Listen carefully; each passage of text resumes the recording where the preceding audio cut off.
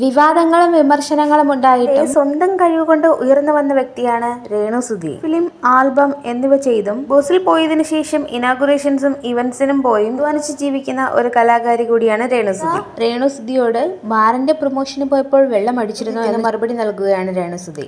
ഞാൻ അവിടെ ഒരു പ്രൊമോഷന്റെ ഭാഗമായിട്ട് പോയതാണ്. പ്രൊമോഷന് പോകുമ്പോൾ അവരെ എന്റർടൈൻ ചെയ്യിക്കുക എന്നതാണ് മെയിൻ ലക്ഷ്യം. ഞാൻ പാട്ട് പാടുകയും ഡാൻസ് ചെയ്യുകയൊക്കെ ചെയ്തിരുന്നു. പക്ഷേ വെള്ളം അടിച്ചിട്ടില്ല. ഞാൻ വെള്ളം അടിക്കില്ല എന്നൊന്നും പറയുന്നില്ല. ഞാൻ തുറന്നു പറയുന്നത് ഞാൻ വെള്ളം അടിക്കാറുണ്ട്. അത് ചില സന്തോഷ ദിവസങ്ങളിൽ, അതായത് വീട്ടിൽ എന്തെങ്കിലുമൊക്കെ വിശേഷങ്ങൾ വരുമ്പോൾ മാത്രം. കസിൻസ് എല്ലാവരും ചേർന്ന് ആണ് വെള്ളം അടിച്ചിട്ടുള്ളത്. തുറന്നു പറയുവാനും എനിക്ക് ഒട്ടും മടിയില്ല എന്നും പറയുന്നുണ്ട്. എന്നാൽ പല സെലിബ്രിറ്റികളും അത് തുറന്നു പറയാറില്ല. എന്നാൽ ഞാൻ പറയുമെന്നും രേണുസുധി പറയുന്നു. ഇത് ഇപ്പോൾ തുടങ്ങിയതൊന്നുമല്ല. സുധിച്ചേട്ടനുള്ള ടൈമിലെ ഞങ്ങൾ വെള്ളം അടിക്കുമായിരുന്നു.